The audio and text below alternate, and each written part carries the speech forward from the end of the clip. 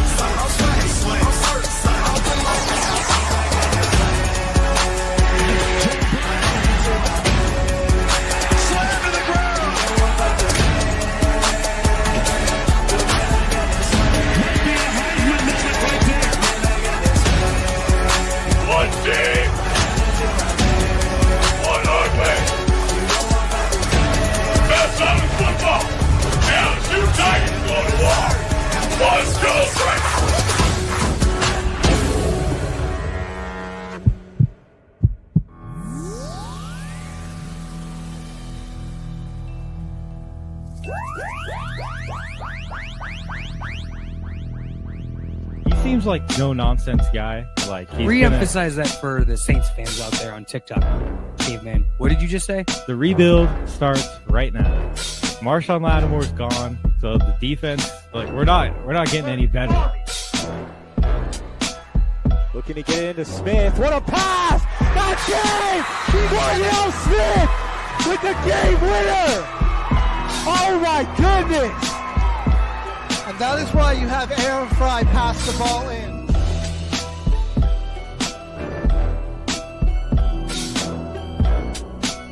A career year. Like you have you have the best quarterback in the league, arguably, the best wide receiver in the league, and you've got the best edge rusher in terms of total sacks this season. And you're 4-7, and your playoff chances are hanging on by it. Let's make it interesting. We're making it interesting. Come on. Give us the freaking home. We'll take it. Oh, no! Oh, no. Put him in there. This knocked the Put him in elbow. there. Who the heck is that guy? Deflected good, help defense from the Warriors. Oh, what a pass! And Kuminga throws it down! This could be the pass of the year so far. You might watch every game the rest of the season in the NBA. Mr. Announcer guy. So don't you go saying that you're never going to see that. You're such a hater.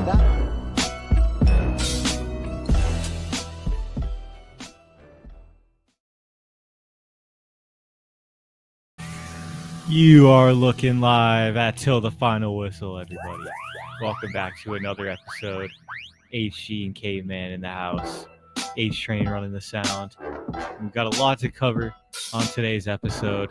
We had a few more games finish up to wrap up the road to the Final Four in the women's national tournament.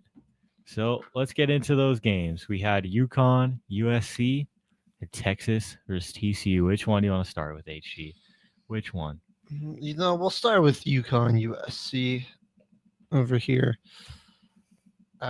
Gotta give the Trojans some credit where credit's due. They put up a pretty good fight, being down their best player. Yeah.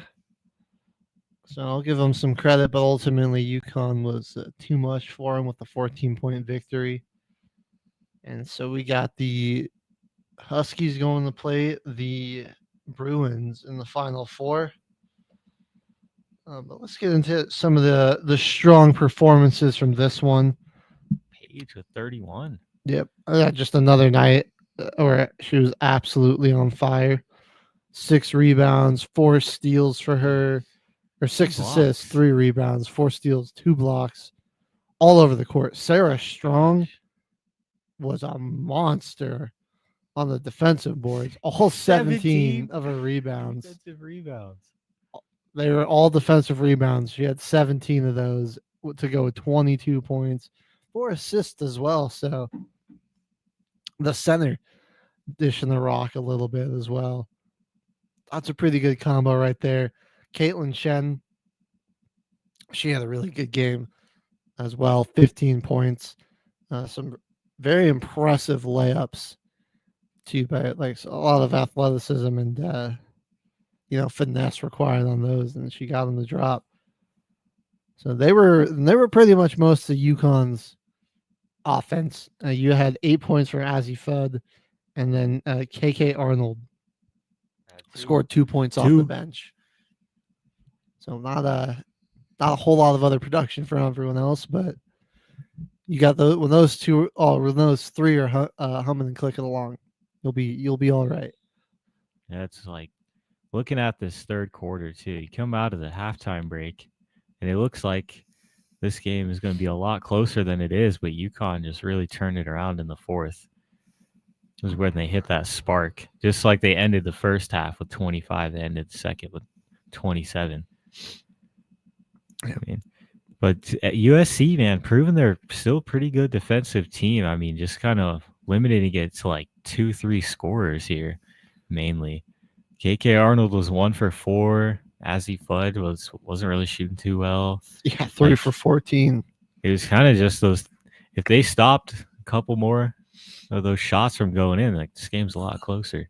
So, and that's easier said than done. Especially, a lot easier, yeah. Especially at Paige when she's crazy like that, just getting a little bit of space, and she can just knock it down from pretty much anywhere on the court. Going 50% here. Yeah, 4 for 8 from 3, 9 of 18 from the field. Got to the line 11 times. Incredibly efficient, and just fills up the stat sheet. Right. It was just fun, like scoring all over the place. What are you gonna do? Kiki Arifin, needed a bigger game from her, honestly. Yeah, only 10 and 6. The 1 assist.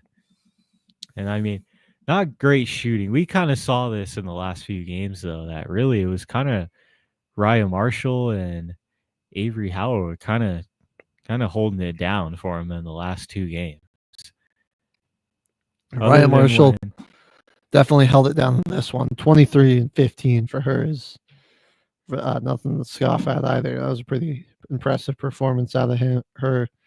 Avery Howell and Kennedy Smith didn't score a lot, but they added some defensive contributions as well. But yeah, the Trojans that was ultimately what we talked about a little bit on Monday, is that they were going to need to shoot a lot better, and they didn't. And that's where despite their poor shooting, they hung in pretty close for a little bit, but the poor shooting just caught up to them. It's only 3 threes made too. Like they can't really stretch the floor as much as they could, I feel like, without Juju, which kind of sucks for their offense because it makes you really easy to guard being mainly inside team. If you get all your passes on the interior, score on the interior a lot, I mean, they're just going to have more people. It's going to be much easier for them to defend once they figure you out. Yeah, it wasn't even like they were really able to necessarily dominate inside. UConn had more points in the paint than them. Yeah. And that's thanks to Sarah Strong. Their turnovers were pretty costly. UConn scored 20 points off of turnovers on this one. So, I mean, they did a good job. They on the glass. outside of Sarah Strong, They got pretty good rebounds. They had won the rebound battle here by 11. So they just had to be a little more accurate to keep this close, and it would have really made it interesting, but they just couldn't convert at a high clip. And that was ultimately their doom. But to still make it all the way to the Elite Eight, despite losing Juju in the round of 32. yeah, second round. He lose her in the second round. It's a pretty good run. They beat some Right. good teams on the way. Had to go through Kansas State in the Sweet 16. I mean, honestly, if she was in here, I think they might have had an actual chance to beat them too. Oh yeah. Just that would have given them a little more offense. Because they played UConn pretty well defensively. Outside of outside of like three girls, that was all of UConn's offense. I feel like it limits their turnovers by so much too, just having that like primary ball handler there constantly. Like the ball movement, the chemistry, it just seems like it's more there when she's on the floor. But a good run from them. Shout out USC Trojans. They're definitely going to be back next year. Juju's young. She's definitely going to recover from this injury well. Yes, she will. All right, well, let's head on over to Texas and TCU. Little Texas matchup. Much right more here. defensive game over here. 58-47. The Longhorns come on out on top. Honestly, Texas, that's all they really needed to do was play some good defense against this team. Because outside of Haley Van Lith, who didn't really have a good game from the field here, was 3 for 15. Still got 17 points, but just not a bad shooting performance. Once you limit her and Sedona Prince, that team, someone's got to step up. Nobody was willing to answer the bell, rather. Yeah, Sedona 4 points and then fouled out early in the fourth. So they were just giving their hell, and that'll hurt the draft stock, I think, because I mean you kind of just proved you just put some size on her. Yeah, and kind of got eliminated from the game. Yeah, just make her really uncomfortable. Taylor Jones, and I mean it was Kyla Oldacre off the bench that was really just locking up Sedona late in that one. They were going to Oldacre more there in the second half, and she was just giving Sedona all types of problems. And she's a real big center, and she stole an inbound pass and then ran it down on the from coast to coast on the break and got fouled and made an and one. That was like maybe one of the most tight moments of the game. They both fell on the ground after she's flexing on and teammates Right. are getting hype. And that was like Sedona's third or fourth foul. So Yeah. TCU just completely lost all their momentum right there. In 15 minutes off the bench, she managed to record 9 points, 5 rebounds, 2 steals, and a blocked shot. And just pretty much takes Sedona out of the game. And then Taylor Jones was not to be outdone. She had 7 points and 6 rebounds, but a steal herself and 4 blocked shots. Oh my gosh. Yeah, the lead and everything inside. And the Madison Booker was was red hot from the mid range. I'll tell you, that's what I like watching about this Texas team. Like Booker really just is a savant in that mid range. I mean, she hit I don't know how she got this like fadeaway, like off of one leg type of a shot to fall, right as the shot clock was going off. She swished it too. It was greened it, nothing but net. It's a lot of fun watching somebody just operate there in that mid range. I feel like you don't see that as much. You don't anymore, see it as much anymore. People like to work the perimeter or, get the flashy inside, like nice, tough layup, nice, strong dunk. You don't see a lot of mid-range players anymore. You like to see it. Just happy to see, though. Eliminate, That's one way to beat Sedona Prince. Also, limiting her to just take as little shots as possible. Really, because all her back to the basket opportunities were met with a defender the same size as her.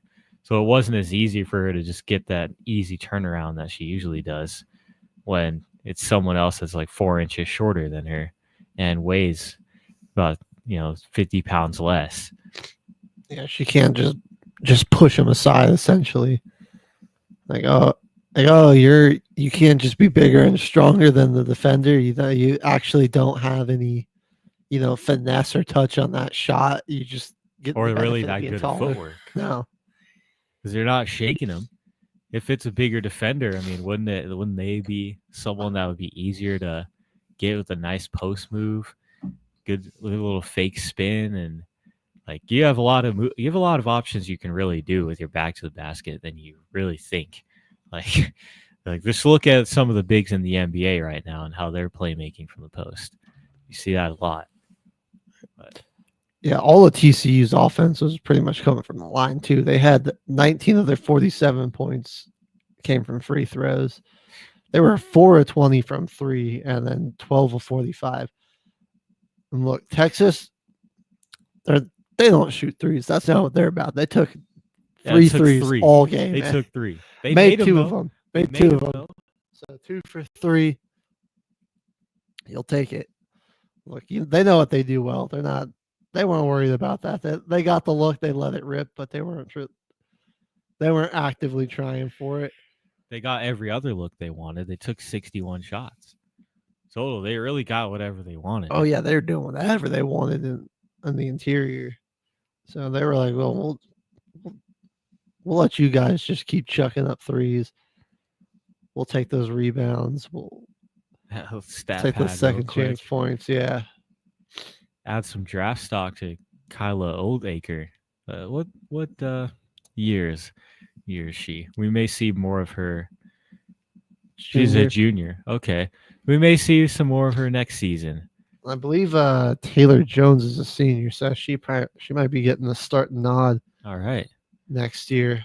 He definitely was a spark off the bench for him in this game, so that will be exciting if she stays there to start. That fast break steal that she had really sparked a momentum and run that helped Texas really, maintain the lead for the rest of that game. Yeah, so I think we'll see Oldacre be in the starting lineup. Taylor Jones is a senior. And for all our Sedona Prince haters out there, you got what you wanted to see. You got to see her foul out her final college game. Go out sad. I guess she had 9 rebounds, but only 4 points.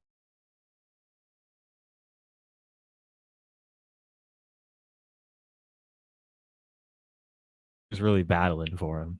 She just played all 4 quarters before she finally did foul out. Just the right place at the right time. She had enough time to get 9 rebounds. All right, well, let's take a look at what these Final Four matchups are going to be and what to kind of expect here. So let's start UCLA UConn. This is going to be fun. It is. Kiki Rice, though, it's definitely going to be a big game for her. She's been kind of quiet the past few games. We've been talking about it on Mondays. Right, and she hasn't been shooting all too well, not scoring a lot, doing a good job facilitating, but, looking to see how she steps up. It's going to really be a battle between 2 teams that have a great guard center combo. Yeah.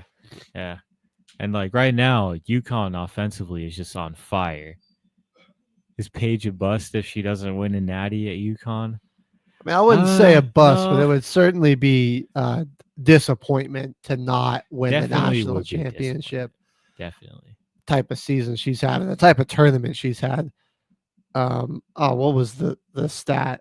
Like the only UConn player ever over like a 3-game span to record like multiple 30-point, 6 assists and like 6 rebound game or something like that. Dang. Like only player ever. So not a bust. I mean, she's having an incredible season, has had an incredible tournament, but it would be a pretty major letdown. Oh yeah. Go pull my nose real quick, caveman. All right. But yeah, I do think UConn is just so red hot offensively right now that it's got to be on Kiki Rice to just really have a good high clip this game. I mean, because UConn has seen it the past 2 games. They've got film on her. They know what's going on. It's going to be pretty easy for them to try to eliminate the shots that go more to her because they have such a deep team. You know, they could definitely try to abuse the fact that she hasn't had that great of past couple games shooting, and they could definitely try to exploit it. So the gonna be a role big game for players her. on each team are going to be a pretty big factor here too. You know, Oh, for sure. Gabriela Jaquez and If she keeps shooting like she does, she was man, she was red it's hot. going to be tough. And Tamia Gardner was also knocking them down from off the bench. So, you know, Caitlin Chen, KK Arnold, girls like that, Ice Brady. Like, what are they going to do in their minutes? You know, how are they going to impact the game? And it's not necessarily even in scoring, but like, what are they gonna make that play defensively or something like that? You know, Yeah. because you're gonna see, I think Paige and Sarah are gonna work that two woman game pretty well, and then I mean, you're gonna see Lauren Betts. She's gonna be a tough matchup inside for Sarah. So I mean, Sarah, like, Betts is gonna have the height advantage, so I think Sarah's gonna need to take a page out of LSU and just just be really physical with her. Yeah. They'll need to kind of do a little bit more of a rotation, I think, too, because you're probably going to pick up some fouls, and you're just going to have to be okay with that, and just don't let her get comfortable in the post, because we saw her. She hardly missed against whoever they played before LSU. That was NC State. No. LSU played them against Ole Miss. Ole That's the Miss. team, Yeah, she was just She unstoppable. way too comfortable in there. So that'll be the big key there. Congrats to UCLA. I didn't even know they had a women's basketball until this year, to be honest. Yeah, women's hoops, they've snuck up usually pretty quiet, Kinda but they put a snuck pretty up good out of team nowhere. together. This was a good squad this year that they got. We'll see. It'll be time to. This is probably their biggest game of the season.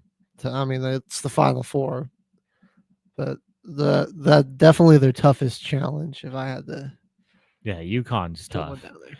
It's Probably gonna be UConn in this one. Who do you got, HG? I'm still gonna go to UConn. I want to. Yeah. And I just don't. I can't in good faith pick against Paige. it's the safe pick, but She's just like that, and I mean she's on an incredible run. I just don't see how you cool her off. She is just on fire right now, and like looking to win on the Final Four run last year, and just ultimately couldn't get class Caitlin Clark. So I think she's just playing with a real chip on her shoulder too. All right, now we got an SEC title game rematch here. South Carolina, Texas, and Correct me if I'm wrong, but South Carolina kind of put belt to ass against Texas when they met in the SEC championship. Oh yeah, they did 64-45. So we'll go. I'm gonna go back, flashback to the SEC championship. We're gonna look at this game a little bit. A game where Texas got held to 6 points in the second quarter. Madison Booker was 4 of 13. Rory Harmon 6 of 15. Wow. Texas shot 30% from the field. They were 1 of 8 from 3. Okay. Yeah, I mean, does it go this bad again? Probably not. Right? I mean, Texas, you got something on film. You know what to be expecting. Chloe Kitts led South Carolina in this one. Tessa Johnson with 14 off the bench. They weren't really great from 3 either, but certainly a lot better from the field. All right. So Texas, I mean, are you gonna playing scared, maybe remembering this beatdown from last time? Or do we got a chip on their shoulder? Like, are we looking to I think definitely got a chip on their shoulder coming into this game. Because you look, at least for South Carolina, the last 2 games been within 4 points. So kind of haven't really came away with any that felt too commanding there. You know? Texas, on the other hand, huge win against Tennessee and just completely eliminated like a really good guard and big duo that was in this bracket right here with Sedona Prince and Haley Van Lith. So I think really just got to watch out for Madison Booker to have a huge game against them. Right. Well, Texas does have some pretty good size, and losing Cardoza has made SC a lot smaller. So their tallest girl now is 6'5".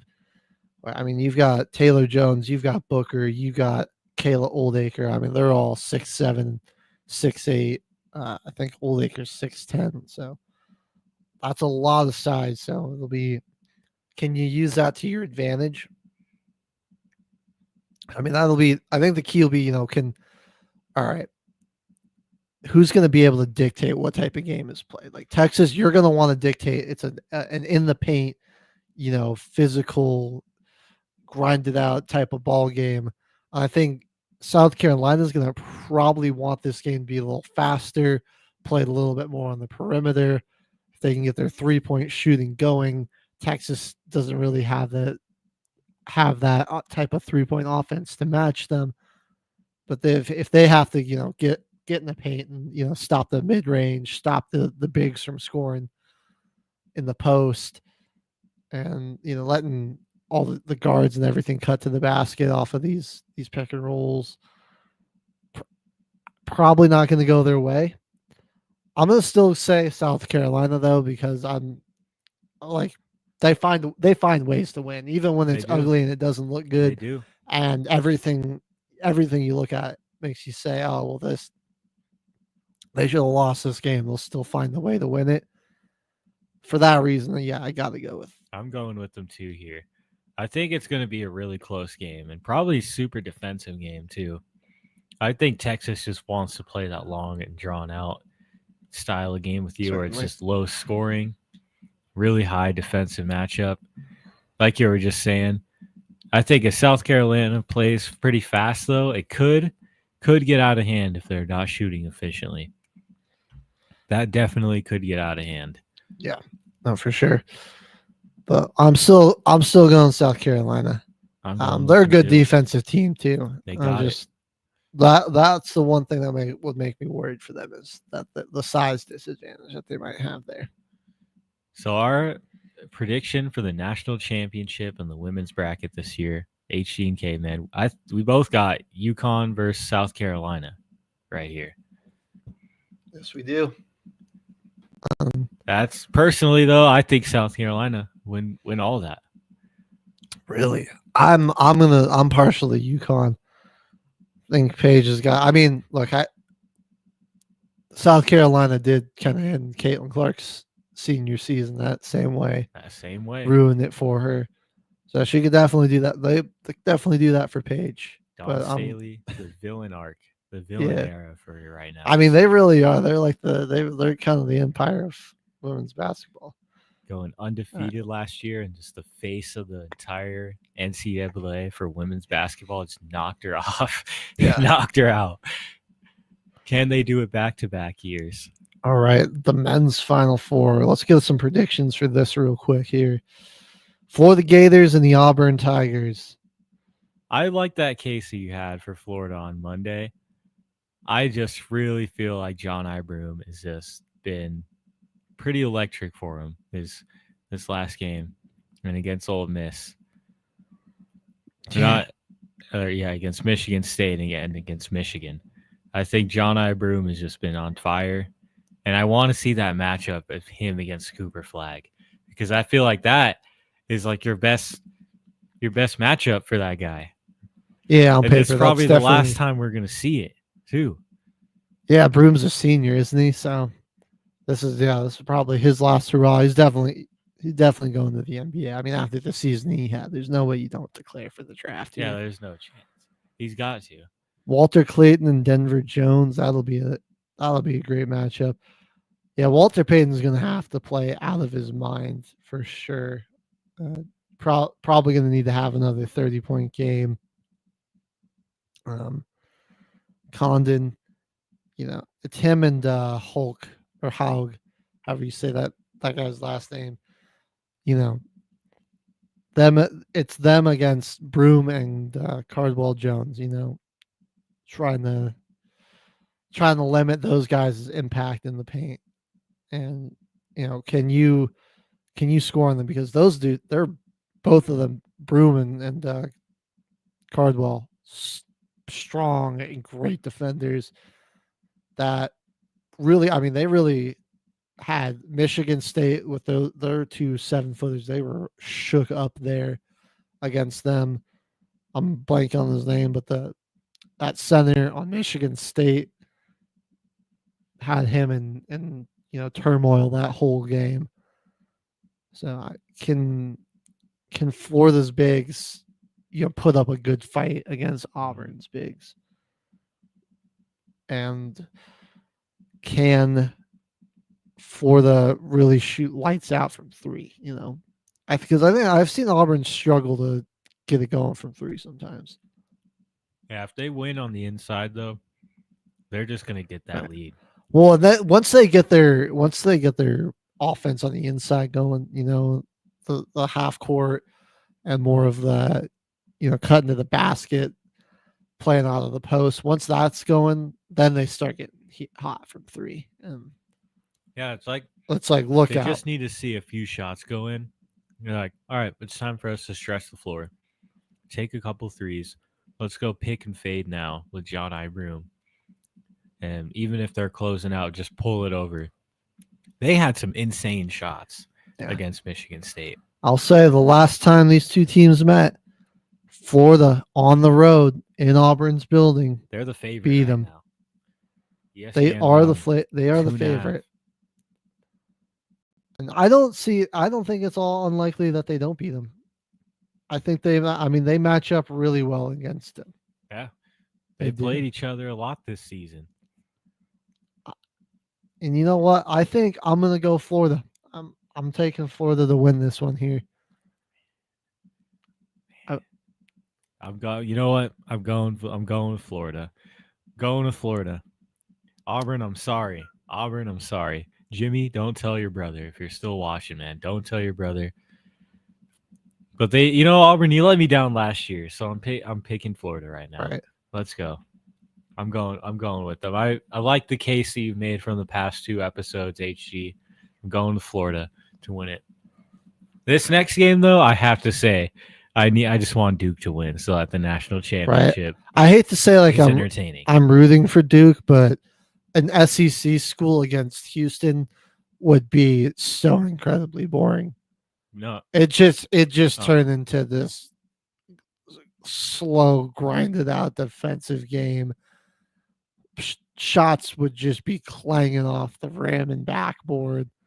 Nothing be going in. I just imagine like both teams shooting sub 30% and like a 55-52 final score. Like I don't want to see that at all. No. I'm not a fan. Because I think like Duke's gonna probably force these teams to play faster, to speed it up and play an offense, and like either team can match Duke on offense and at least play to that pace and that offensive pace that Duke can make you play at. Houston's pace is the complete opposite. Houston's just so boring. And it's really just defense. They're great. They're an elite defensive team. Elite. I'll never take that away from them. They honestly could beat Duke and then one of these schools, but I don't want to see that. Yeah. They really don't. Are like probably if not one of or the best team best team defensively in this entire tournament. Defensive teams left in the tournament. It's Houston. I mean, I think it's been Houston all tournament. All tournament, I think, easily just the best defensive team. Yeah. And that's just their identity, really. And as a viewer, I agree with you there that I don't really want to see them in the final. I feel like they have a chance to do it, though. Duke, the odds are a lot slimmer in this one, only 5.5 points. In the last few games, they've been far, far greater odds for Duke Blue Devils to win. So, yeah, I think this is probably this might be their closest line of the whole tournament. Yeah, for them here. But ultimately, I hate to say it, I got to root for the Empire. Just let's have Duke win. It'll be more entertaining. Go Duke. And then we can root for an SEC school to take him down. Whoever comes out on top. But if I'm being objective and just looking at it, Duke's probably winning it all. Yeah. They're so stacked. And just so big. We keep talking about it on Monday. The size of that team. Their starting point guard is 6'6". So that's pretty much the starting 5 guys. You got a 6'5" plus. You're pretty much guarding an NBA team at this point. Yeah. That's like the 2023-24 Timberwolves starting 5. You had Anthony Edwards, who's like 6'4", 6'5", Jaden McDaniels, and just 3 other big men that are 7 feet tall. Like you're dealing with an insanely tall team. It's insane. Yeah, they've got multiple guys that are going potentially first round, including the guy that's probably going number 1 overall, unless he for some reason decides to run it back. Yep. But I think you win. If you win it, go to the NBA, yeah. Right? But if they he's threatening to not go if the Hornets or the Wizards have the number 1 overall pick. It's like Cooper, they're going to be ass again next year. We could be right back to square one. But all right. Oh man, you're just gonna force the team to trade the pick. Yeah, I don't blame them, and I don't want to see Cooper Flag go to Charlotte or DC. It's the lottery. Maybe Portland. So, it'd be bullcrap, but it'd be better to see him go to the Spurs. I don't want him to go to New Orleans either. No, dude, no. I think he's going to be a really special player. I want him to go to a relevant NBA team that's going to actually, they're just having a bad year, but they'll be, back in the mix next year. Like the Clippers, maybe. Right. Wouldn't hate that, but they're also, that's also just a freaking dumpster fire at this point. Yeah, for real. Because once they lose Kawhi, the team is nothing. Well, we've been going for a while, K-Man, so we should take a quick music break. When we come back, we can look at the standings and see which teams are ass and who might have a shot at Cooper Flag. Let's check it out. As well as dive into some of the news going around the NBA. Steph Curry and Nikola Jokic both with monster nights last night. Oh, yeah. Plus another fight courtesy of the Detroit Pistons. Whoop, whoop. All that and more on Till the Final Whistle here on Military Broadcast Radio.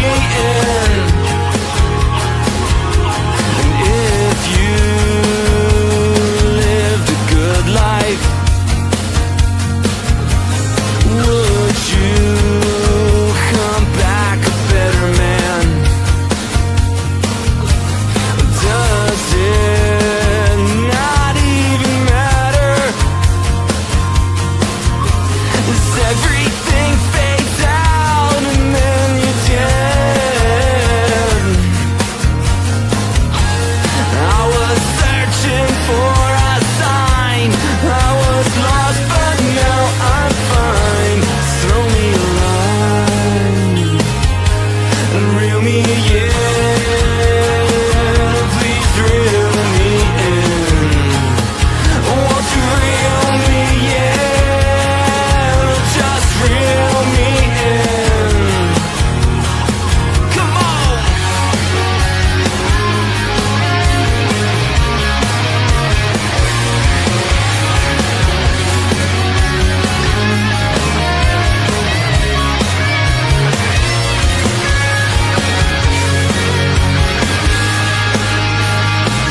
Won't you reel me in?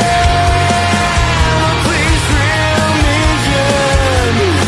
Won't you reel me in? Just reel me in. Oh, I'm lost, searching for some meaning. Come on, break down, catch another feeling. Come on, I'm lost, searching for some meaning. Come on, break down, catch another feeling. And you gotta reel me in. Oh, please reel me in. Just reel me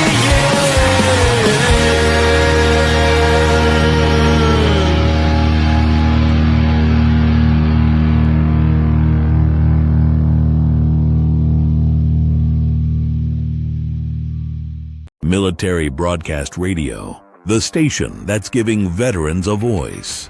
Find us on the web at mbradio.us. Opinions expressed in this program are those of the speakers and do not necessarily reflect the views or positions of any entities they represent. You are looking live, everybody, at Till the Final Whistle with HG and Caveman. Another episode.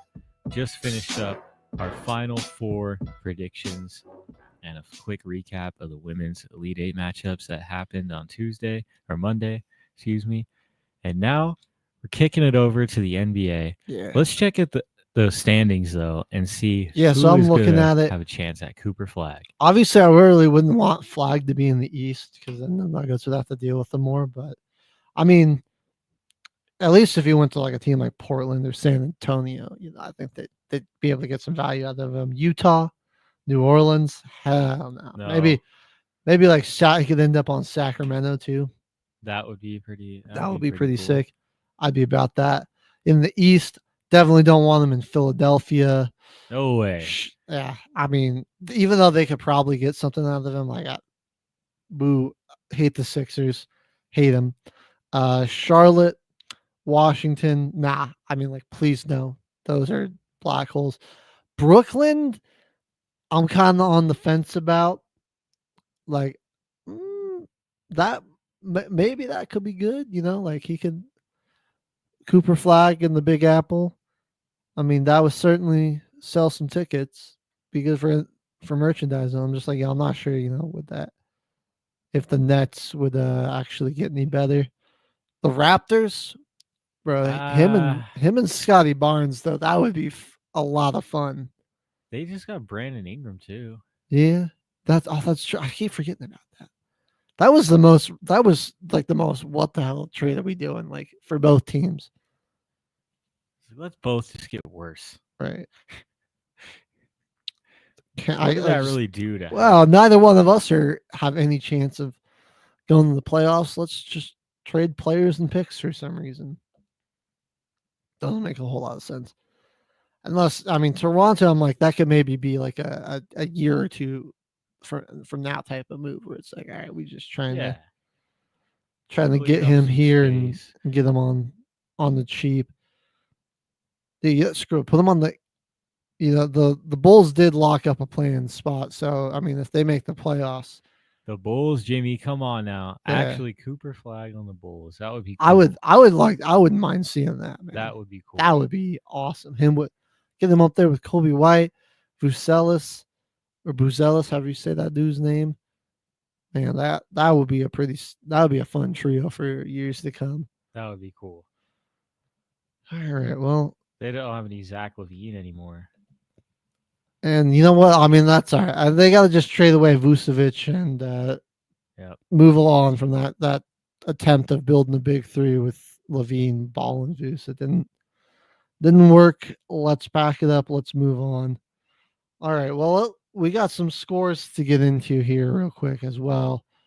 I mean, we had two phenomenal games last night. First, the Warriors and the Grizzlies. Steph Curry went dude. off, and then maybe the game of the year, a double overtime thriller between the Nuggets and the Timberwolves, where again, Nikola Jokic does something historic, never done before by any player ever in NBA history, for his team to lose, just And for if we- Russell Westbrook to sell him out. If we I'm won s- that game, dude, that's his MVP moment right there. And does that sure it up for him to win it? That might. What do you It think? really might. 'Cause I kind of want Shea to win it this year, honestly. But like Jokic is just having like one of the best years in NBA history, one of the greatest seasons in NBA history. Oh yeah, hands down. I mean, Top there's no 5 question. in every major stat line, and is shooting extremely efficiently from everywhere on the floor. The best player on his team. Best player. Okay, I mean, I don't want to talk about it too much. We can get in that I wanna get MVP into debate this. all day. That's why I just say I want Shea to I'm win. just like, dude, like what is, like you want to look at team success as a factor in the MVP, and I'm like, bro, what more can the man do? Yeah. Like he played, like he had one break through the second quarter, and then he played like the entire rest of the game in the double overtime, and put up like one of the best performances ever in NBA history, just for somebody else to sell the game. There was 6 minutes and about 48 seconds left in the second quarter when he finally got subbed back in after he got some rest, and he played every single minute after that until the end. You want to talk about till the final whistle? That was Nikola Jokic. That was man. Jokic last night. Nikola Jokic last night did it. All right. Well, we'll get to that in just a second. Let's give Curry his flowers, because 52 points, 52 points, 10 man. rebounds, 8 assists, 5 steals, and a block shot. What? Steph Curry. And he's 2 shots away from breaking 12 the record. of 20 from 3. 2 shots away from breaking the record for most 3-pointers made in a single game. Or 12. Yeah, I said 12 for 20. That's right. And he was extremely efficient. Like, I swear somebody told him in the huddle or something that he was close to the record, because he just started chucking threes after. And like his next 6 after that stoppage in time and like quick media timeout was just 1 for 6 from him. Like he just started chucking shots. Still finished 60% and 51% from the field total. Dude, the Warriors He just filled the stat sheet. 28 of 28 from the line. They took 56 threes too. Man. Jimmy with 12 free throws. Yeah, 27 points too. Yeah, pretty good night 11. for Jimmy. Extremely efficient shooting night. Even Moses Moody was hitting some threes last night, dude. But this was really one of those games where it was like, yo, like just get out of Steph Curry's way and let him go off. Just let him try to go. How old is he now? 35? And he's still doing stuff 36, like that. Yeah. I mean, we saw it all last time year. great, man. We saw it last year in the Olympics. He's still got a lot left in the tank, because he went off against the competition. Warriors are scared. I would not want to be a high seed getting them around one. And as the projections are sitting right now, it'd be the Nuggets and the Warriors. And I'm not super confident about that, man. Yeah, I really they, don't wanna unlike see him. Denver, made a move at the deadline to really get this going. I thought the Nuggets were supposed to get Jimmy Butler, man. I saw like as soon as the trade rumor started, Denver was always like one of the teams at the top of the list for the Jimmy trade rumors, and the Nuggets would nothing. never get a player like Jimmy Butler though, just because of off the court. I don't think the Nuggets would ever do that. Like the most wild and crazy guy that we've ever gotten was Birdman. Other than that, the Nuggets players are pretty boring. The drama with Melo too, when he forced his way out of Denver. That's why we wouldn't get. That's why the Nuggets. We're still traumatized from that.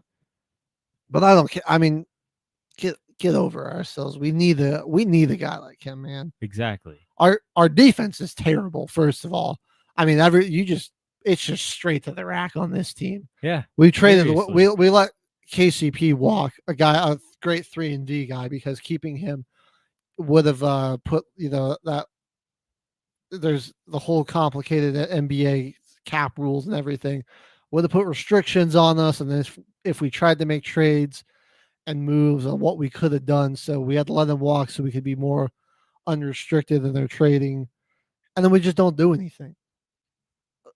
So, all right, well, now we're a terrible team defensively, and we let a good defender walk to just not make any moves and help our center, who's having the like an all-time season. Like, this will be, we'll like look back on this season and be like, wow, this was one of the greatest single seasons the players ever put out. Maybe the greatest, just statistically, when it's all said and done. And we're not gonna do anything to just get them a little more support. Like, I'm a diehard Nuggets fan, and it's just so frustrating because like Jokic will have some insane games. I mean, that 56-point game against the Wizards early in the year, we lost. We get swept by the Wizards too, and like he had a 45-point triple double against them in that one, and we lost. Oh yeah, that was the Jordan Poole game winner against us. Mm-hmm. I mean, he's like putting up some insane numbers, and then you're seeing like that we're still losing